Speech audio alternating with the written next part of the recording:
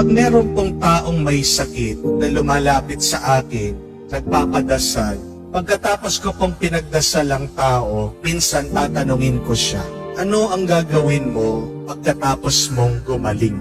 Saan ka pupunta kung gagaling ka? Ano ang gagawin mo pag malakas ka na? Minsan meron po sumasagot, sasabihin niya, Father, tutulong ako. Father, magbibigay ako sa mga mahihirap. Father, babalik ako dito, magsisimba ako. Meron pong iba, hindi makasagot, umiiyak lang. Merong iba sinasabi, basta't gusto ko lang gumaling. Sino ang mabilis na gagaling? Yung nakikita niya sa isip niya, kung ano yung gagawin niya pagkatapos siyang gumaling. Napakahalaga ng paningin sa ating buhay. Because remember this, vision gives direction. Ang gabay sa buhay ay ang ating paningin. Magkaiba yung nakakakita sa may paningin. Seeing is different from having a vision in life. Bakit napakarami po ang nababangga, nadidisgrasya sa daan? Kasi may nakikita sila pero hindi nila tinitignan. O baka naman, iba ang kanilang tinitignan. Bakit meron mga iba, nag-aaway sila ang kanilang asawa? May ibang tinitignan. Nakikita ang asawa, pero iba ang tinitignan. Tinitignan yung kapitbahay na maganda. Tinitignan yung mga sexy, magagandang babae sa internet. Mas tinitignan yung kaopisina. Hindi tinitignan ang mismong asawa na dapat mahalin niya. Amen? Bakit napakarami din naghihirap? Kasi baka ang tinitignan yung problema, yung kahirapan. Nakikita ang mga mayayaman, pero wala siyang vision, walang panaginip. Kung ano bang klaseng buhay ang gusto niyang magkaroon para sa kanya. Pag meron kang paningin, pag meron kang vision, hindi ka maliligaw. And remember that life becomes easier when you have a vision in life.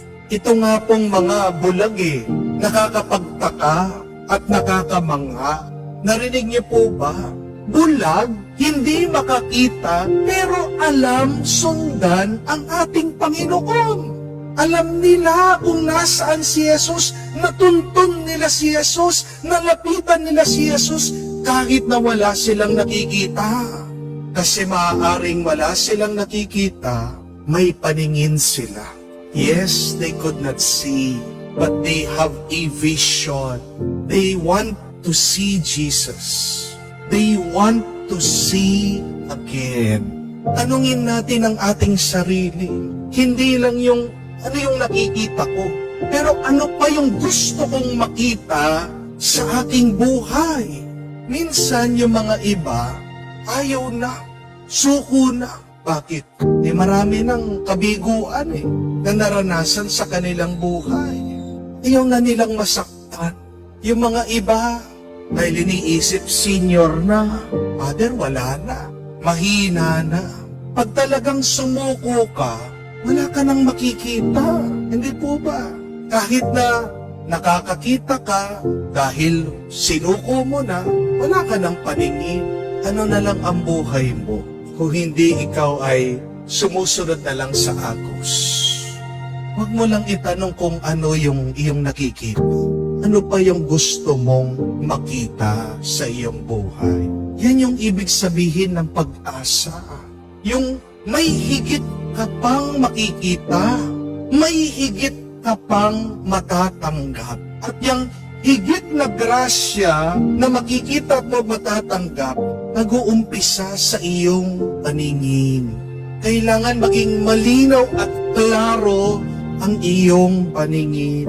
Pag nagpapagawa po ng simbahan, importante, bigyan mo ng design perspektiba yung mga tao. Hindi ka bibigyan ng pera, donasyon ng mga tao kung hindi nila alam para saan yung pera. Hindi po ba? Yung mga tao nagdududa minsan sa barangay, sa gobyerno, bakit? Dahil nauubos yung pera, ang tanong nila, saan napupunta? Kaya napakahalaga. Naglalagay sila ng mga tarpaulin, naglalagay sila ng mga karatola. This is where your taxes go. Maganda ipakita yung project. Wag lang ipakita yung muka ng mga politiko, ng mga gumagawa. Hindi po ba? Para naman, alam ng tao, diyan pala napupunta yung pinagpapaguran natin. Pag hindi mo nakikita kung saan nauubos ang iyong lakas, di ba nakakawalang gana? Kamukha na lang sa bata. Ang tagal-tagal na nasa college, hindi po ba? Paiba-iba ng kurso. Itong magulang, malapit nang mag-retire. Hindi pa rin alam ng anak kung ano ang kukunin niya, kung anong gagawin sa buhay niya. Anong nararamdaman ng magulang? Hindi po ba? Nagsasawa na, nangangawit na. Ano pa ba ang gusto mong makita sa iyong buhay? Kailangan maging malinaw sa iyo para hindi ka mawala, hindi ka magsawa. Remember that vision is your direction. Your vision is your direction. Maaring hindi mo pa nakikita ngayon, pero dahil may paningin ka, alam mo darating ang araw, magkakatotoo yan.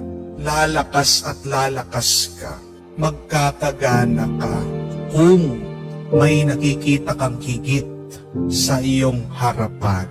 Pagdasal natin ang ating mga paningin, ang ating mga vision, ang ating panaginip, pangarap sa buhay. Mangangarap na lang din sana tayo. Ito po ang anyaya.